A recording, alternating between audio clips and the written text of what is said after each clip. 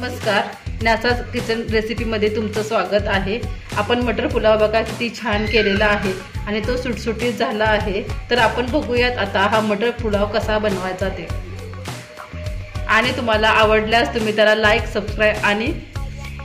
Subscribe करा आणि share करा। आज आपण मटर पुलाव बनवणार आहोत। थंडीच्या दिवसात आपल्याला बाजारात भरपूर प्रमाणात मटार मिळतो, म्हणून आज आपण मटार पुलाव बनवणार आहे। त्यासाठी आपण कुकर मध्ये 2 चमचे तेल आणि 2 चमचे तूप घालणार आहोत। त्यामुळे भात कसा सुटसुटीत आणि मोकळा होतो। तेल आणि तूप छान गरम झालं की त्यामध्ये आपण सर्व खडे मसाले घालणार आहोत। त्याप्रमाणे आपण सगळ्यात जिरे, मोहरी घालणार आहोत। जिरे छान तडतडले की मग आपण त्याच्यात मोहरी घालणार।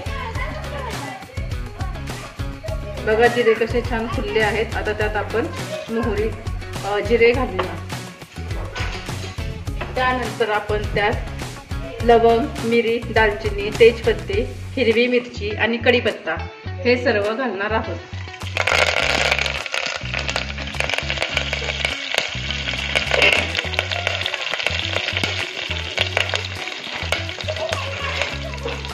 आणि ते चांगलं हलवून घेतल्यानंतर त्यामध्ये आपण बारीक चिरलेला उभा कांदा घालणार आहोत। कांदा असा करपून द्यायचा नाही, त्याचा फक्त वास आणि त्याचा जो ओलावा असतो तो कमी करायचा।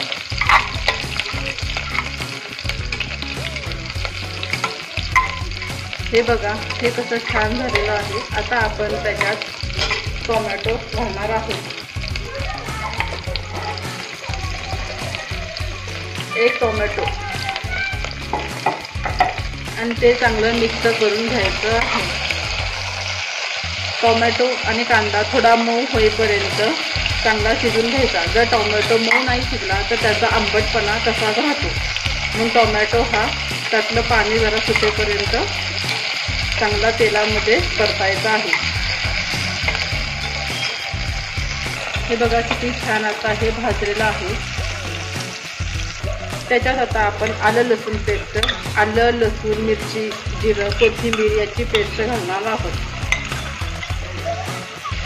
भाजून घ्यायचं आहे। बघा कसा छान वास सुटलेला आहे।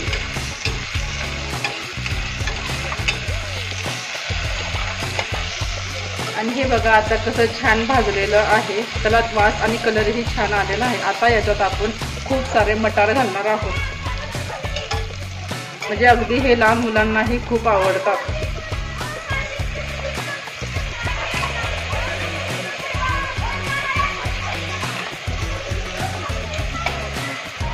मटार टाकून झाल्यानंतर त्यांना चांगलं मिक्स करून घ्यायचं आहे।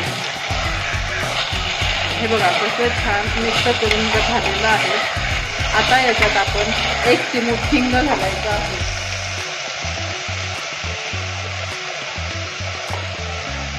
1 चिमूट हिंग घातल्यानंतर हे सगळे मसाले हे चांगले फ्राय करून एकत्र करून मिक्स करून घ्यायचे आहे। आणि हे चांगले मिक्स झालेले आहेत। आता आपण याच्यात 10 मिनिटं तांदूळ भिजत ठेवलेला आहे, तो पाण्यातून काढून आता याच्यात तांदूळ मिक्स करायचा आहे। हे बघा तांदूळ पाण्यात टाकलेला आहे। आता याला मी पाण्यातून बाहेर काढणार आहे। हे बघा मी आंबेमोहर तांदूळ घेतलेला आहे, जेणेकरून हा चिकट आणि वासही छान येतो आणि मुलांना खाण्यासही छान वाटतो। तांदूळ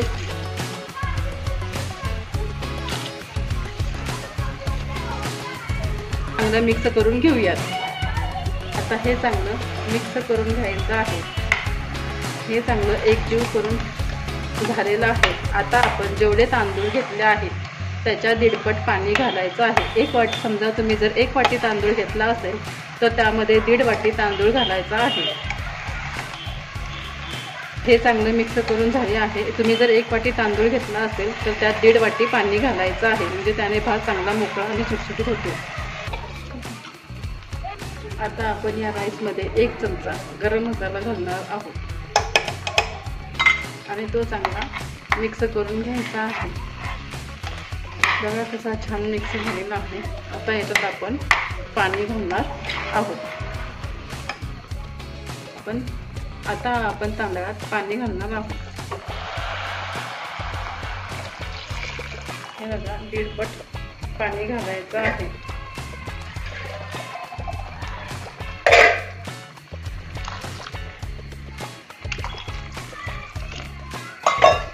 आणि चांगलं हलवून घ्यायचं आहे. आणि चवीनुसार मीठ घालणे.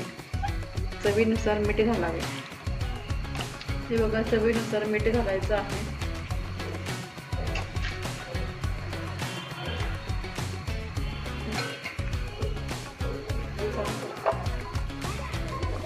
आता छान उकळी आलेली आहे. त्याच्यावर आपण अशी सुंदर कोथिंबीर बारीक चिरून घालायची आणि कुकरला झाकण लावून त्याला 3 शिट्ट्या करायच्या. लो टू मीडियम फ्लेमवर शिट्ट्या करून घ्याव्या. 2 ते 3 शिट्ट्या करून घ्याव्या. भात तयार झालेला आहे. आता आपण कुकर उघडूया. हा बघा किती छान तयार झालेला आहे. आता आपण त्याला हलवूया. मटर पुलाव आहे त्यामुळे हा मटर सगळा एका ठिकाणी बसलेला आहे. आता आपण त्याला हलवूया आणि असं सुट्टा करूया. बघा भात किती छान सुट्टा झालेला आहे आणि त्यात वाफही छान भरलेली आहे.